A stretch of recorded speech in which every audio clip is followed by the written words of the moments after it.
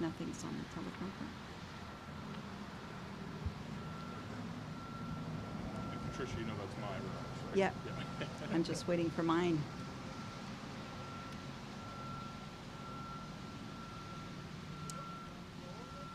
How'd you get the rain to stop, Sean? Mm. Good job. Yeah, weather's a federal issue. Yeah, that's. I just finished saying that earlier.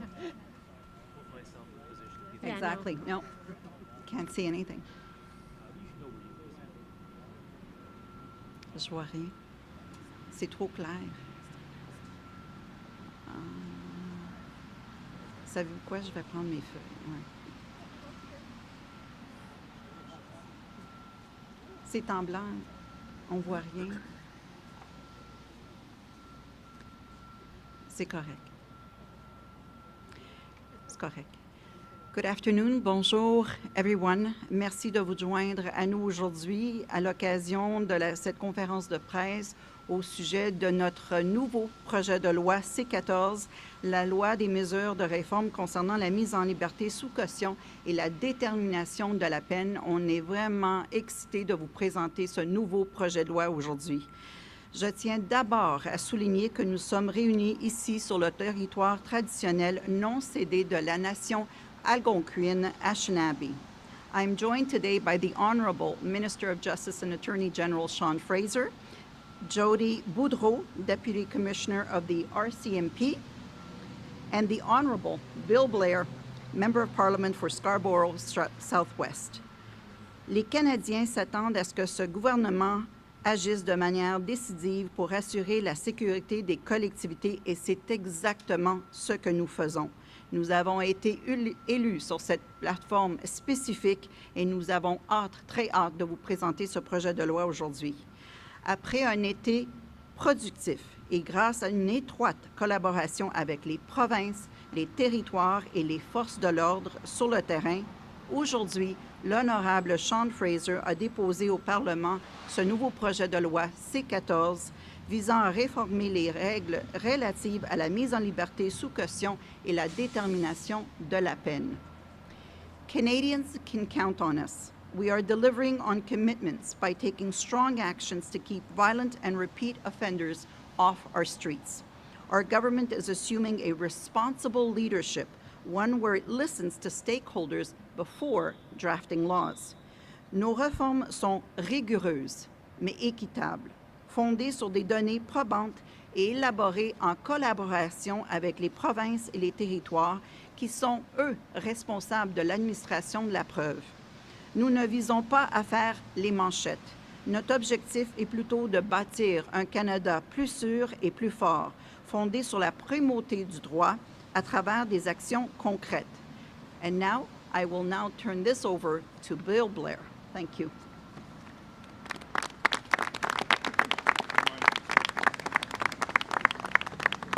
Thank you very much, Patricia, and good afternoon, everyone. I'm very honored to be here with the Attorney General and my colleagues for the introduction of a very important piece of legislation, Bill C-14. As many of you, I'm sure, may be aware, I spent decades of my life serving as a police officer in the city of Toronto, having spent it as well 10 years there as the chief of police. And one of the things that I learned is that there is no greater responsibility for any order of government, whether it be federal, provincial, or municipal, than the safety of its citizens.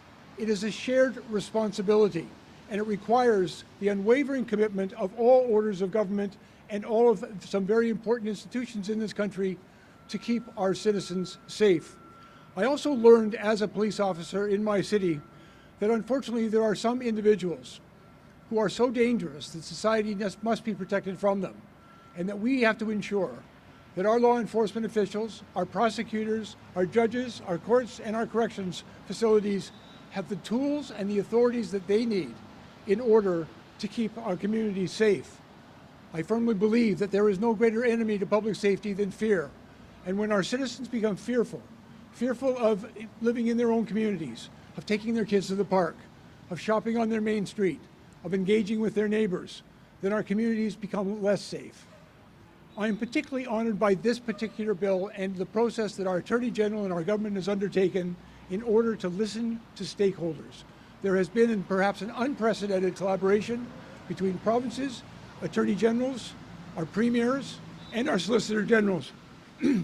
And as a former president of both the Canadian and Ontario Association of Chiefs of Police, I can share with you it has been difficult over past decades to get the ear of government. But in this case, our Attorney General, our Public Safety Minister, this government has been listening. This has been the most collaborative and consultative process that I have ever been exposed to.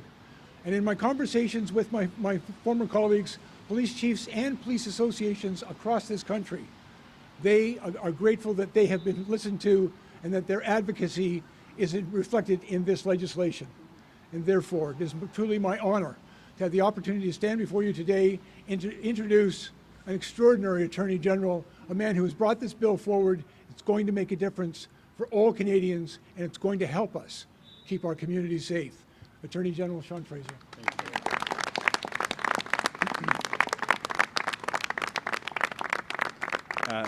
Believe it or not, we may have to start with an adjustment of the stand here. So. I think down a touch. And back the other way. A little more. No, back. You had it sent there and down. Yeah, there you go. There you go. Thank you so much. Colleagues, thank you so much. Bill, in particular, for your kind introduction. Deputy Commissioner, thank you for being here. And I want to draw specific attention to my Parliamentary Secretary, Ms. Latanzio, Minister Anand Desangri, and Minister Sahota as well. It is a real honor and privilege to be here to address our fellow Canadians. Today is about stronger laws and safer communities. This morning, we introduced the Bail and Sentencing Reform Act. This is a package of sweeping reforms that includes more than 80 targeted measures that will make bail laws stricter and sentencing tougher, in particular for violent and repeat offenders. This new law follows extensive consultation with law enforcement, provinces and territories, municipalities, and community partners. Aujourd'hui, on sait à propos des lois plus strictes, des communautés plus sûres. Nous rendons la mise en liberté sous caution plus difficile et les peines plus sévères. Alors, ces réformes découlent de consultations avec les provinces et territoires et services policiers aussi. Across the country, Canadians are feeling the strain of a justice system that frankly has failed to keep up with what they're feeling and what they're seeing in their communities. I remember the last time the Jays were in the World Series. I was a kid who was playing ball hockey and riding bikes with my friends until we lost daylight. We never worried about our safety, and neither did our parents. The people I talk to today, to the Chief's point, they're afraid, and I understand why. They see repeat offenders coming in and out of the justice system, organized crime that is targeting businesses, and random unprovoked violence in their neighborhoods. It's bad enough that people feel the need to get cameras on their doorsteps, but in some instances, they're literally watching them, seeing people break into their homes and steal cars from their driveways. We can't accept this, not in Canada. Today, we are changing the law with a stronger focus on public safety. Last week in Alberta, we met as federal, provincial, and territorial ministers responsible for both justice and public safety. I want to say thank you to those partners in particular. Although we as the federal government may hold the pen when it comes to changing Canada's criminal laws, it's the provinces who have the responsibility to administer the system. And as part of a team effort, they deserve to be listened to. Many of the reforms that are in this bill are the product of our partnership with provinces and territories and our shared national commitment to keep Canadians safe and restore public confidence in the justice system. Trop de Canadiens sentent que le système ne suit plus la réalité. Trop de gens ont peur et je les comprends. Ce n'est pas acceptable au Canada. La sécurité du public doit toujours passer avant tout. Nous avançons avec les provinces et territoires pour rétablir la confiance et assurer la sécurité publique. This legislation is part of a broader, comprehensive plan that will strengthen public safety right across the country. It rests on three key pillars. First is stronger laws that protect communities and keep dangerous offenders off our streets. Second, it will involve support on the front line, including 1,000 new RCMP, 1,000 new border officers, and better tools for both police and prosecutors. Third, we know that it will take upstream investments aimed at preventing crime in the long term, including specifically affordable and supportive housing, mental health and addictions, and programs for youth who are at risk. Premièrement, des lois plus fermes pour protéger nos communautés. Deuxièmement, plus d'appui aux premières lignes, des meilleurs outils pour la police et les procureurs. Et troisièmement, de la prévention à long terme avec les logements, la santé mentale et le programme jeunesse. Aujourd'hui, nous parlons d'abord des lois plus fortes. Today, we are focused on stronger laws to protect our communities. Let's start with bail. We are going to change the criminal law to ensure that the bail system is not viewed as some get-out-of-jail-free card. We're going to ensure that bail hearings treat public safety as a paramount concern. When risks to the public cannot be managed, offenders will be detained. La mise en liberté sous caution n'est pas un passe-droit. Quand il y a risque, la détention s'impose. We've heard repeatedly from municipalities, from business associations, and provinces that the bail system needs to respond not only to the most violent crime in our society, but also to the highest volume offenders who do not respect the law and are repeatedly released into our communities only to offend again and again. Though these individuals make up a small proportion of our population, they can, in some instances, represent a huge proportion of the criminal activity that we actually witness in our communities.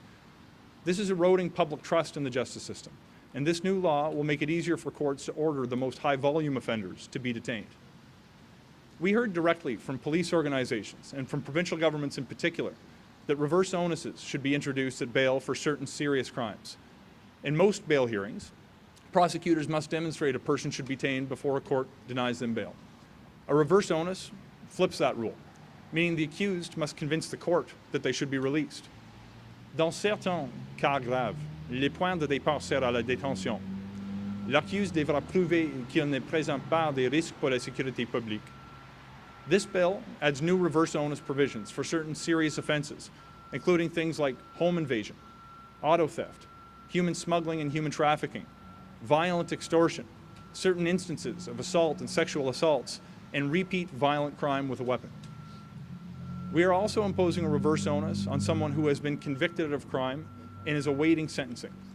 We have seen, sadly, tragedies play out in this country, including crimes committed by people who have been found guilty but who are not yet incarcerated. Not only will we be clarifying the principle of restraint in this bill, making it clear that the latter principle does not apply in reverse onus scenarios, and adding more offenses that will be subject to reverse onuses, we're also going to ensure that in those reverse onus scenarios, the accused must provide information that clearly demonstrates they do not pose a public safety risk. We're here in Ontario today, and I'd like to extend my gratitude to my counterpart, Attorney General Doug Downey, for his extraordinary level of collaboration in advancing this particular proposal and many other reforms that are included in this legislation. I want to spend a few moments to talk not just about bail, but also about sentencing. We are introducing new aggravating factors that will lead to stiffer penalties for violent and repeat offenders. We've also decided to do the same for crimes committed against first responders, for organized retail theft, and theft that harms essential infrastructure.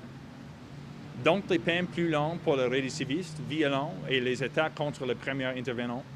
If you target the people who protect us, the businesses that serve us, or the infrastructure that powers us, you should expect a tougher sentence. Si vous attaquez un policier, volez une voiture et visez nos infrastructures, attendez-vous à une peine plus sévère.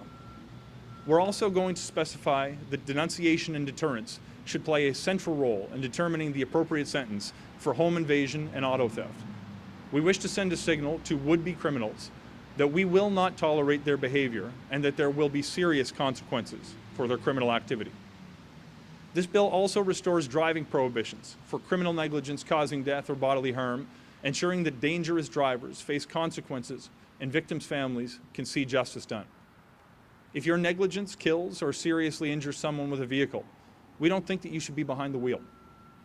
Les interdictions de conduire sont rétablies pour négligence criminelle causant des blessures ou la mort. Si votre négligence tue ou blesse gravement, vous ne conduisez pas. This bill ensures real accountability for serious and repeat crime. It will encourage courts to see that someone who commits multiple crimes and receives multiple sentences serves a sentence for each of their crimes. If you're sentenced to 2 years for one crime and 4 for another, we believe that you should serve 6. C'est-à-dire des peines consécutives pour des crimes multiples, 2 ans plus 4 ans, cela fait 6 ans. In addition, we're going to change certain laws from previous governments that we do not believe are working today. Right now, someone who commits sexual assault could end up serving their sentence at home in the same community as their victim. We've heard from victims that that doesn't feel like justice. We will ensure that people who commit sexual assault and sexual crimes against children do not receive house arrest. The justice system is only going to work, though, if we continue to work together. Le système fonctionne seulement si on travaille ensemble.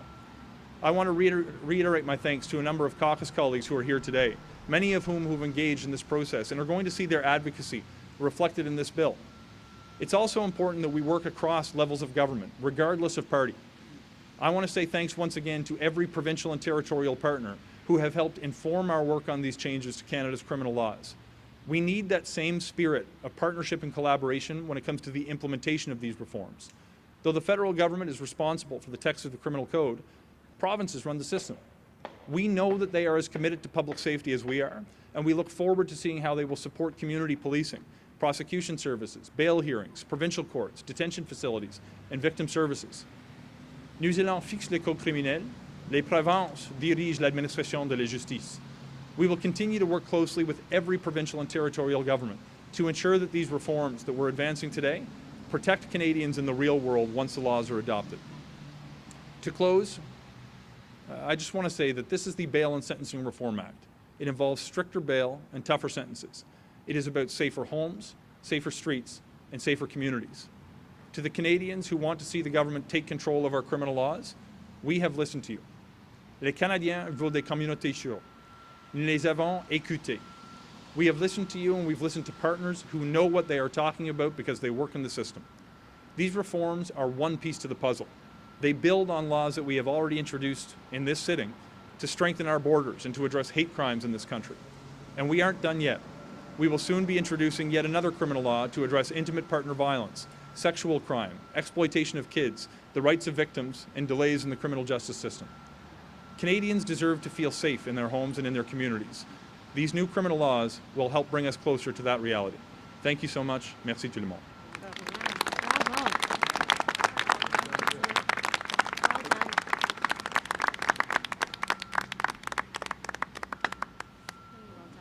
Thank you. We'll open it to questions now. Please state your name, outlet, one question, one follow-up. Rémi Autier, CPAC. On a appris d'un représentant du gouvernement ce matin qu'il n'y a aucune étude, aucune évaluation de l'effet qu'auraient ces changements sur la population en prison, sur le nombre de personnes et la pression qu'il y a sur les prisons. Pourquoi adopter cette législation-là? C'est difficile d'entendre avec le trafic. I just may need assistance with the translation because of the noise. So he's basically saying we have no facts, no evidence about people that are being incarcerated. So how are we coming up with this law with no facts? OK. Merci pour la question. Il est très important de recogniser les processus nous utilisons pour créer des nouveaux projets de loi. En particulier, nous avons beaucoup de discussions avec des policiers qui travaillent dans le système de justice chaque jour, qui observent les problèmes dans le système de justice. Au même temps, nous avons beaucoup de discussions avec des provinces et territoires pour comprendre les points de pression dans le système de justice. Quand des partenaires qui gestionnent le système, qui travaillent dans le système, identifier des problèmes, il est très important pour le gouvernement, un partenaire très important pour changer les lois, pour réfléchir les perspectives de nos partenaires. We want to continue to work with those who work in the system, who know it best. We have engaged with stakeholders from a number of different backgrounds, but we've heard nearly unanimously that provinces, territories, and law enforcement have been demanding certain changes that will make their jobs easier to help keep communities safe. We're going to continue to engage with those who are tasked with keeping communities safe and take their feedback as we adopt new laws in Canada. Et puis, le projet de loi ne comporte pas d'argent pour les provinces pour qu'elles puissent construire des prisons, pour qu'elles puissent répondre à la pression la plus grande pression qu'il va y avoir sur le système de justice. Est-ce que vous prévoyez faire des transferts ou des investissements, justement, afin de construire des prisons ou améliorer le système de justice? Le projet de loi aujourd'hui est juste sur les deux enjeux. Le système de mise en jeu sur liberté sous caution, mise en liberté sous caution et de renforcer les pénalités pour les criminels. Il y a beaucoup de discussions sur les besoins de le système de justice. Il y a beaucoup de conversations juste la semaine passée avec mes homologues partout notre pays pour discuter la façon pour le gouvernement de collaborer et dans l'avenir pour réaliser le changement en réalité. Aujourd'hui, nous changeons la loi dans le code criminel. Demain, nous avons besoin de continuer des conversations avec des partenaires qui gestionnent le système. OK, merci. Bonjour, Sandrine Vieira du Devoir. Monsieur Fraser, si le projet devient loi, pouvez-vous nous dire combien d'accusés de plus vont rester derrière les barreaux en entendant leur procès? Avez-vous un chiffre? Et est-ce qu'il y a assez de place dans les prisons pour ça en ce moment? With this new law, how can you assure them that there's going to be more people behind bars, and how do you not have enough places? OK. Premièrement, il est essentiel de comprendre le rôle pour le gouvernement fédéral et le rôle pour les provinces et territoires. C'est important pour le gouvernement fédéral de changer les codes criminels. C'est pour les provinces et territoires de gestion l'administration de justice dans leur province. Quand les personnes, les gouvernements qui gestionnent le système de justice me disent nous avons besoin de changer de loi, c'est OK pour moi de considérer les proposals et prendre d'action. Mais en même temps, il est essentiel, si les provinces posent des questions pour changer la loi fédérale, les provinces ajouter les ressources nécessaires pour l'administration de justice. I just want to make sure that I understand your question. No, the question is how many people are going to stay behind bars longer? It's difficult to predict with certainty what actions may take place in the future. What we're hoping to do is to say when certain criminal behaviors take place, we believe that people will face a tougher time getting bail for the offenses that we've listed, as well as stronger penalties for certain kinds of criminal activity.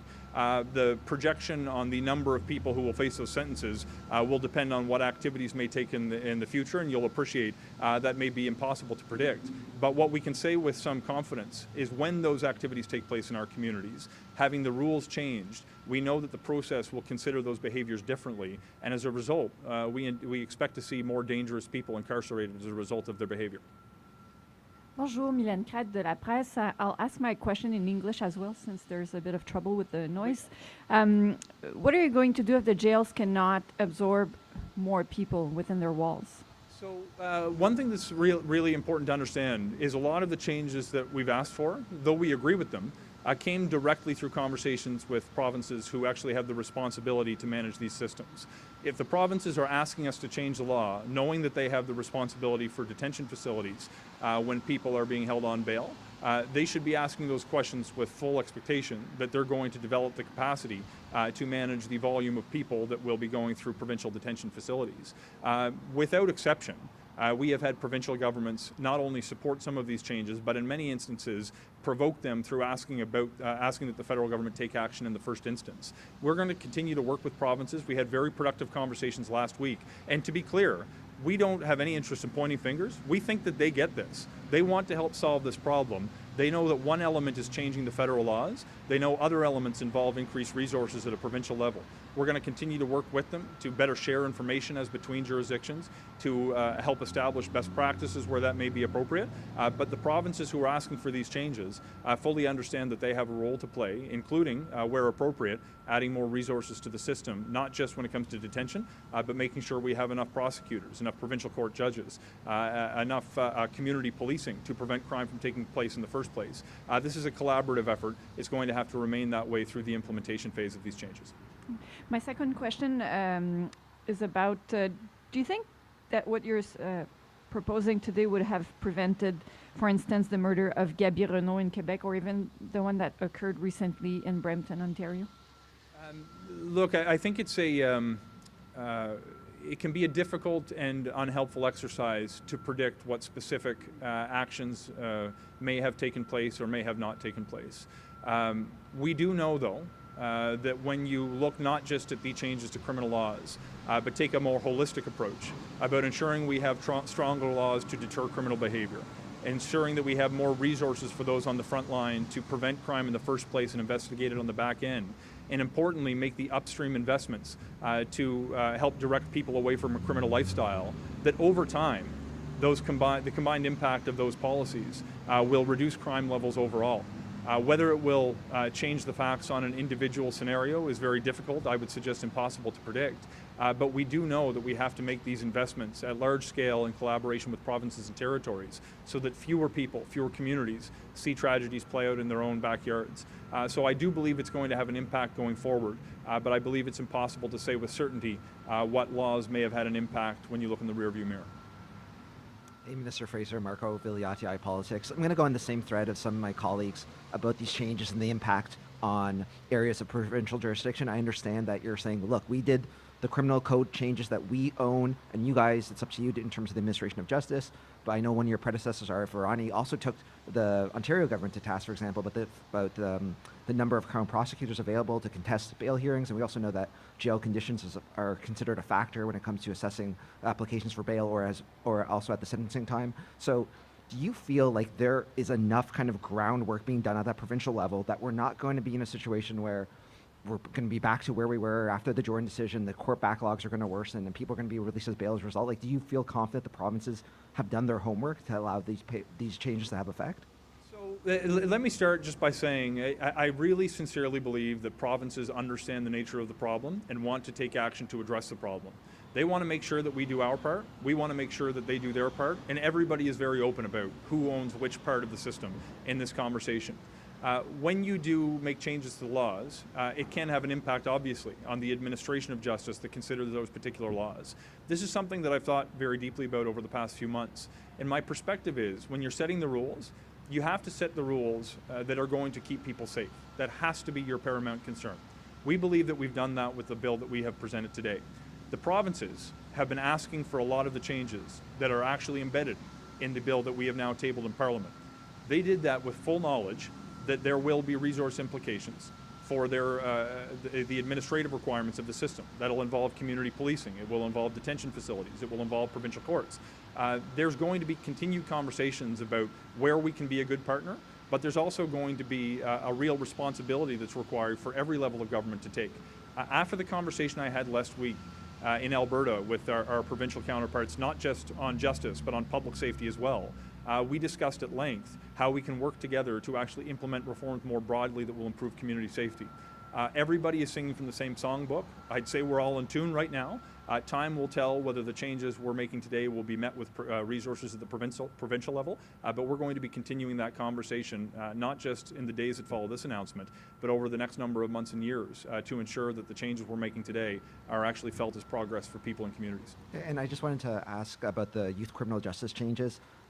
Is it fair to say that the amendment that is being proposed in this bill will mean more young people will be serving time behind bars for violent offenses? And if so, does this represent an effort by this government to kind of walk away some of that core tenet of that piece of legislation, that is, custodial sentences should be reserved from the most extreme cases possible and might hurt the rehabilitation of young people? We made efforts to clarify for the courts that will apply the Youth Criminal Justice Act that there is a broader range of offences that are violent and could cause bodily harm that could justify a custodial sentence. We've also made certain changes about the records that law enforcement can keep to understand the history of a young offender that may not have actually led to charges in the past. This is a recognition that there are very real challenges in our system, but we want to mirror some of the changes we're making today with those upstream investments that pull more at-risk youth away from the criminal justice system to begin with before crime takes place. There are other areas that I wish to explore in collaboration with parliamentary colleagues that came later in the process of consultation, in particular around the recruitment of young people by criminal organizations. And this is excellent fodder for future action that we may be able to collaborate with provinces on. But to answer your question, this was about providing clarity to courts about which offences we consider violent to ensure that the courts apply the law as we intended. Hi, Minister Fraser. Jillian Piper with Global News. Statistics Canada told Global News that they don't collect data on the number of offences committed by those out on bail at the time of their offence. So what data are you relying on to suggest reverse onus will make Canada safer? So we have been listening to a number of different stakeholders in the development of this legislation. When we're talking about these very high volume offenders, we are responding to requests that came from municipal governments across Canada, from business associations, from downtown associations, and from provincial governments who have indicated very real problems where sometimes in communities individual offenders are known by name for the frequency with which they commit criminal offences. The Stats Canada point that you made is well taken. However, when it comes to the management of bail and the data collection of the bail system, there's obviously a role for provinces to play as well. The ability of the court to actually enforce some of these rules will depend on a change in practices in some circumstances of the province's need to collect data about what kind of offences are going through the bail system and are actually leading to a bail decision in one direction or another.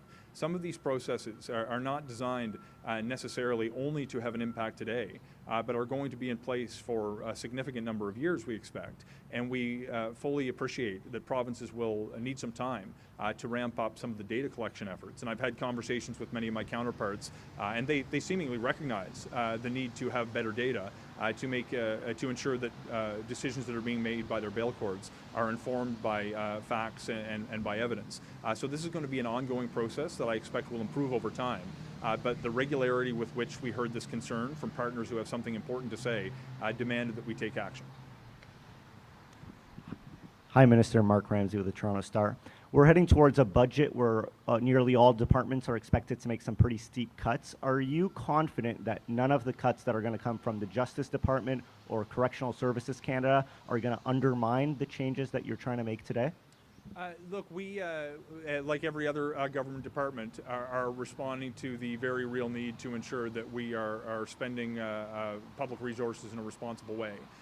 We don't want to have the decisions that we make impact the public safety of Canadians. We've worked to ensure that we can continue to offer the programs that we believe are having the maximum impact for people who interface with the justice system, and importantly, to reduce in many instances the number of instances during which a person has an interface with the criminal justice system. That's a long way of answering your question, which is essentially, yes, we're confident that the decisions that we're taking, not just as part of the comprehensive expenditures review, but more broadly across government, are designed to enhance public safety, not work against the policies that we're making. Hi, Olivier Ferron-Boissé de TVA. We've heard calls for your government to remove the principle of restraint. You've chosen not to do it.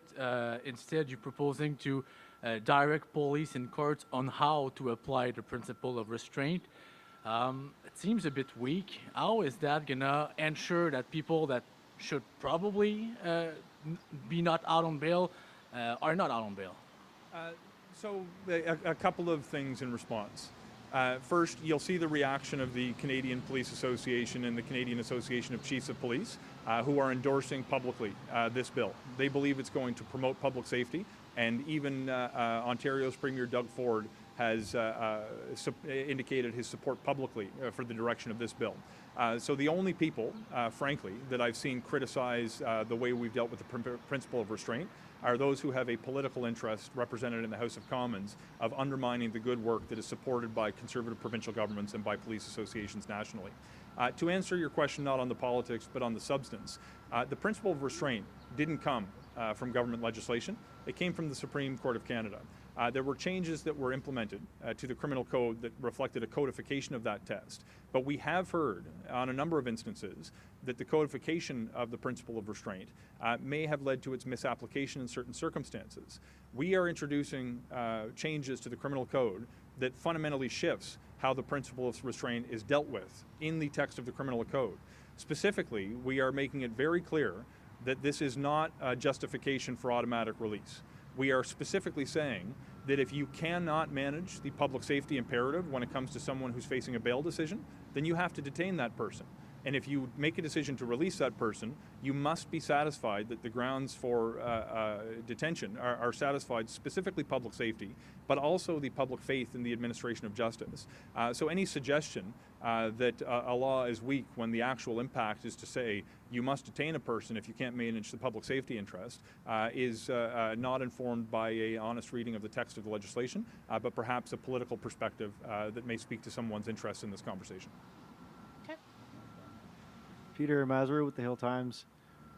We know how reverse onus hearings work, the onus of proof shifts, but what makes you confident that that's going to result in more people being detained? So the goal is not to simply detain more people, it's to detain dangerous people who pose a risk to public safety. There are certain changes that we made to reverse onuses that is informed by those who work within the system and those who manage the system, in particular provincial governments. And I do again want to re-emphasize the role of my Ontario counterpart, Doug Downey, on this very specific question. In addition to the reverse onuses that we've campaigned on as part of the last federal election, through our conversations, not just with Ontario, but other provinces as well, we've seen that there are other measures we can take that will change the way that these conversations play out in a court. It's not simply going to be that an accused person goes first as opposed to the Crown. There will be an obligation upon that accused person to present credible information that clearly demonstrates why they should be released and that it will not have an impact on public safety. Clarifying as well that the latter principle will not apply in circumstances where a reverse onus is in effect will also fundamentally change the considerations that a court will determine. Whether there are more people detained or not will depend as much on whether we have law enforcement who are charging people with crimes as it will the rules that take place. But what we're saying right now is when a person comes to court and faces a reverse onus, that process is going to shift that will put a higher obligation on a person to demonstrate why they ought to be released. And you've sort of packaged certain offenses together, I think, when it comes to consecutive sentencing, like break and enter and auto theft. Can you explain how that's going to work? Yeah, so the consecutive sentencing regime that we're including in this bill, you will understand this, but for the benefit of those who may be listening in, oftentimes when a person receives multiple sentences, they will serve the shorter of those sentences during the term of the longer sentence. What we're saying, though we maintain respect for the totality principle and the discretion of the courts to do their job that we trust them to do, that we do wish to see when there are multiple crimes committed, each of which carries an independent sentence, that we would like the offender to be held responsible for each of those offenses. We do see that concurrent sentences can have the impact of having a person serve less time than their behavior would warrant if you actually read the text of the code. So our goal here is to look at an offender who may commit multiple offenses, which you often do see with home invasions and auto theft, and have those sentences stack rather than be served at the same time. Good afternoon, Minister. Christopher Nardi from the National Post. As you know, multiple provincial federally appointed courts, so trial mostly, have put in requests for you to increase their judicial complement, not just fill vacancies, but increase the complement because of the tremendous amount of cases that they have coming down the pipeline. In the budget coming up, do you have plans to increase the overall judicial complements across the country? And what are your views on the recommendation by the Judicial Compensation Commission suggesting a $28,000 increase for judicial compensation? Look, thanks very much for the question. Though I'll get to judicial complement in a second, I do want to make sure that people understand the difference between the vacancies and complement. We did have challenges previously with a significant number of vacancies where a position existed on paper but didn't have a person sitting in the seat in the real world. That project has largely been, problem has largely been addressed through the work of my predecessor, Minister Varani, who largely filled almost every vacancy that existed at the time that he held this portfolio. That work has continued, and we intend to keep up on the vacancies that do exist. You rightly pointed out, we've received calls to increase the judicial complement, meaning for not your benefit, for the public, that there may be a need for additional positions on the bench beyond the vacancies that have now been filled. That's part part of an exercise that happens on an ongoing basis. I don't want to speak to what may or may not be in the upcoming federal budget, but we're currently assessing the validity of the asks that we've received to ensure that we agree. When we complete that exercise, and the answer will vary between province and province, we will come to a conclusion, and I respectfully believe I owe an answer first to our provincial counterparts who've made the ask before we address a conclusion publicly. On the response to the Quadrennial Commission, we have an obligation within a matter of weeks to offer a response. We will be releasing that in due course formally in accordance with the timelines, but it will only be a few weeks before our response is made public. So I beg patience of you. It won't be long to wait for your answer. Good afternoon, Minister Justin Ling, freelance.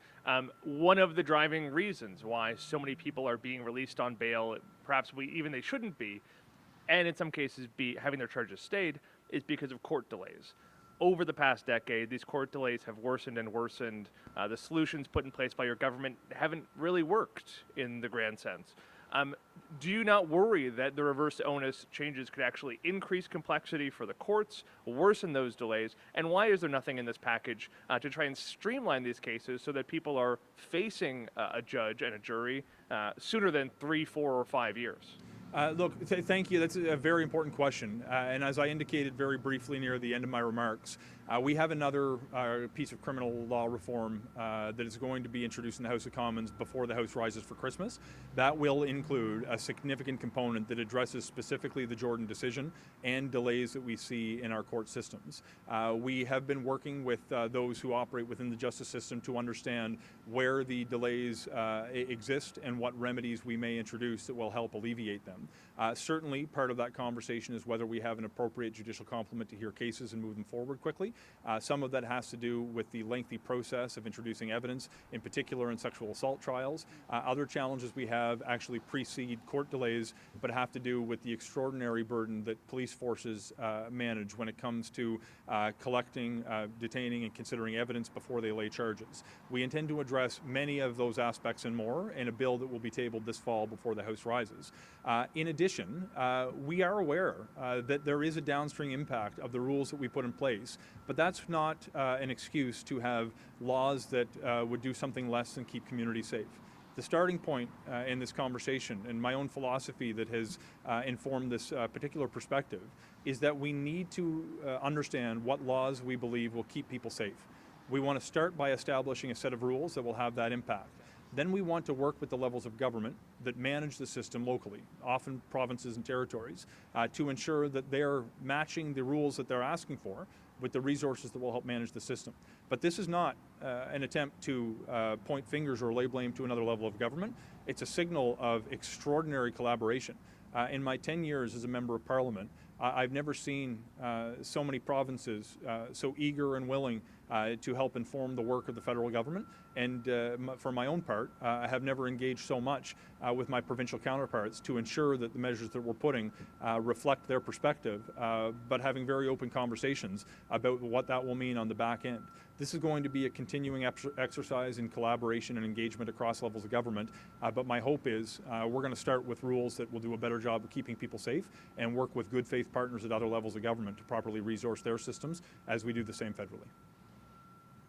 Hi, Paula Tran from the Ottawa Citizen. You talked a lot about consultations with police and provinces and territories, but have you consulted with community groups, especially those that represent, Indigenous communities and communities of color? So we've had a number of different groups within Canada that took part in engagement before we introduced this bill. We absolutely have engaged with civil society stakeholders. We've engaged with Indigenous partners. We've engaged with those who represent other racialized communities. And we've engaged more broadly with advocates from civil society to understand the impact. There seems to be an appreciation in many instances, and it's important to understand as well, civil society or the stakeholders that you've mentioned or the Indigenous governments you mentioned are not monolithic, and they don't necessarily all share identical perspectives. We've done our best to listen to the range of perspectives that we've heard and tried to focus on the areas where there is common ground. There are going to be continuing conversations as we manage the bail system and sentencing regime on the back end of this legislation that will work to accommodate. But to answer your question, we did a broad-based engagement that included some of the groups you've referenced. There are currently a lot of people in jail who have been denied bail, but later found not guilty for their crimes. So how can you ensure that these people don't spend too much time in jail under the new provisions that are being proposed here? So this builds on my response to Mr. Ling. It's very important that we have access to speedy trials. Justice delayed can be justice denied, and people who have not committed a crime should not be incarcerated. The focus of this particular legislation is to deal with people who the system will identify as presenting a great risk to public safety. We do need to work with other levels of government, again, with provinces and territories, to ensure that there's sufficient resources in the system to have people get their day in court. If they disagree with the offense that they've been charged with, they should be given an early opportunity to make their case and to have a judge or justice of the peace determine the outcome of their bail hearing or potentially their sentencing, as the case may be. But the short answer to your question is that it's going to take continued collaboration and investment by respective levels of government in their areas of jurisdiction to ensure that we have rules that are in place that protect the public, but resources that are behind those rules to ensure people have a timely access to having their case heard. David Thornton, CBC. One of your officials, Minister, called the changes to the criminal code that you're proposing today a calibration of previous changes that previous governments have made. Obviously, the previous Liberal government made changes to the criminal code, to bail reform, to sentencing. And so you served as a minister in that government. Did you all go too far in those changes? So some of the changes that we put in place remain in effect today, and I remain supportive of today. There are others that we've heard through our extensive engagement with people in the justice system that we think we should change after this engagement and after having the benefit of having different rules in place. I looked at the principle of restraint. We have made a significant change to clarify that this is not meant to justify an automatic release, but instead demands that the decision maker be satisfied a person will not pose a threat to public safety. That is a significant change in the text of the criminal code that we expect will have an impact in its application. Similarly, when it comes to conditional sentencing orders, we made certain changes a few years ago under the previous government that we've heard from communities saying that we think you need to revisit some of these conversations. Ensuring that house arrest doesn't apply to serious cases of sexual assault or sexual crimes against children is a kind of change that recognizes that when you've done something and you've not hit the mark, you have to change it. It's irresponsible as a government and as an individual to insist that you've always been right about everything. There are people who operate in politics that way, and I think it's a dangerous perspective. We have the opportunity to continue to engage with Canadians as to what direction they think their criminal laws should take, and we're going to respond as we have an opportunity to see how these things play out in practice. Good afternoon, Minister Fraser. David Baxter with the Canadian Press. Just since the legislation has come out, we've heard from defense attorneys and civil liberties associations saying that without concrete data on how many offenders who are on bail are reoffending, that these bail provisions don't stand up to the charter right for reasonable bail. Without having that concrete data, as you've mentioned, how do you defend these new policies ahead of potential charter challenges? So my focus right now is to adopt laws that we believe are going to help keep Canadians safe. That is the overarching principle that we've taken when it comes to this conversation. We didn't sit behind closed doors on Parliament Hill and dream up what might have that impact. We talked to people whose job it is to keep Canadians safe. You'll notice statements of support that have come from law enforcement, statements of support that have come from provincial governments. We'll work with others to ensure that we protect the rights of Canadians, and we think we've done that through the way in which we've advanced some of the proposals that you've shared commentary on with me just now. But my own perspective here is that you don't have to choose between public safety and your Constitution. You operate within your Constitution to advance the rules that you think are going to promote public safety. And my view is that's what we've done with this bill. On the point about data, we have obviously relied upon the experience of law enforcement and provincial governments who administer the system. But we know there is more work to do that's going to further improve the system as we pursue data collection with these measures in place, and frankly with the system that pre-existed the measures we've introduced today. That's going to involve continued collaboration with provinces and territories who are often closer to the ground, particularly when it comes to bail hearings, to understand why a person is getting released in a disaggregated way, why people are being released on what charges and what impact that's going to have on public safety. That's going to be a big part of the work that we do in the months ahead to understand whether the rules we're putting in place today have the intended impact. Thanks. Fraser Needham, APN News. One thing the data does show is that Indigenous people are grossly overrepresented in our prison system. Are you not concerned that legislation like this will just lead to more Indigenous people behind bars? This is a very real concern, overrepresentation within the justice system, certainly of Indigenous peoples, of other racialized communities as well. Again, we started with the idea that we wanted to have the rules in place that would help protect public safety. We want to work with those who administer the system to ensure that it does it in a way that does not exacerbate problems that exist within the system that do have a disproportionate impact on Indigenous peoples and on other communities. I've had a number of conversations in recent weeks in particular about the importance of implementing the Indigenous Justice Strategy, on working not just with provinces and territories but with Indigenous governments to understand how we can have enhanced community policing, enforcement of Indigenous laws that are adopted by communities, and relying on solutions that are advanced by individual First Nations, Inuit and Métis communities more broadly. This is going to be an ongoing body of work that will require continued participation. But when we seek to adopt laws that will impact the public safety, we need to make sure the implementation that follows recognizes the unique impact it can have on a range of different and disparate communities. The work that we want to do to protect against overrepresentation is a major part of the Indigenous Justice Strategy and the Black Justice Strategy, and that work's going to continue on an ongoing basis to ensure that we can help address some of the challenges that you've referenced. Last question. James Taves, private citizen. Since both crime rates and recidivism are consistently on a decline, that indicates that the very real fear that exists is a matter of perception and not reality. Is it not part of your task to assure that Canadians are reminded of that, so we are not acting out of needless fear, but out of an important continuing adjustment of the legal system, alongside of the recognition that we live in a very safe society that has been created over numerous governments, and that trajectory is one you're taking on? Thank you for the question and opportunity. Yeah, no, thank you, and I welcome your participation in this this conversation. So crime rates have come down in the last year that we have data.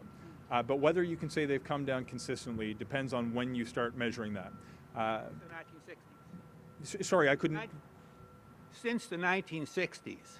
It is not a periodic decline. It's a long-term decline. The messaging to the citizenry that we are protecting you is a very politically astute one, but I would say dishonest. And I would ask governments to honestly reflect on reality alongside of going and correcting and tweaking the systems more effectively. So, look, thank you. So, look, I maintain the point that where you start measuring has an impact on how you interpret the data. The last year that we have on record, we have seen crime come down, violent crime come down. That is a good thing, unquestionably a good thing. In the number of years that preceded, we've actually seen crime rising and violent crime continuing to be a problem. We've also seen that your experience in this conversation depends very much where you are in the country. There are communities who have seen significant increases in home invasions and auto theft, and we believe we need to respond. Though there are other communities that may not have the same level of challenge, that doesn't mean we shouldn't respond to a very real and pressing problem that other regions within this federation are raising with us. But we do need to take a long-term view and be honest with Canadians about what's happening with public safety and crime. That's why, in addition to adopting these stronger laws that will be oriented around public safety, we're also talking about making sure we have sufficient resources to the RCMP and border officials to deal with challenges that they're facing. And we recognize the need to make upstream investments in things like affordable and supportive housing, and things like mental health and addictions, and things like programming for young people who are at risk. Over time, I believe we can see that trend continuing with more consistency in a downward way, despite the fact it may be lower today than in some places in Canada's history. Crime is higher today than it was 5 years ago. So to the extent that we can have that a downward trend apply year after year after year, and believe that criminal laws can be part of it, I think that's a conversation we should be very open with about Canadians. Yeah. Thank you. Yeah, This thank you for the concludes the question. press conference. Thank you very much. Thank you, everyone. Merci tout le monde. You need some water, I think. Yeah. That's good.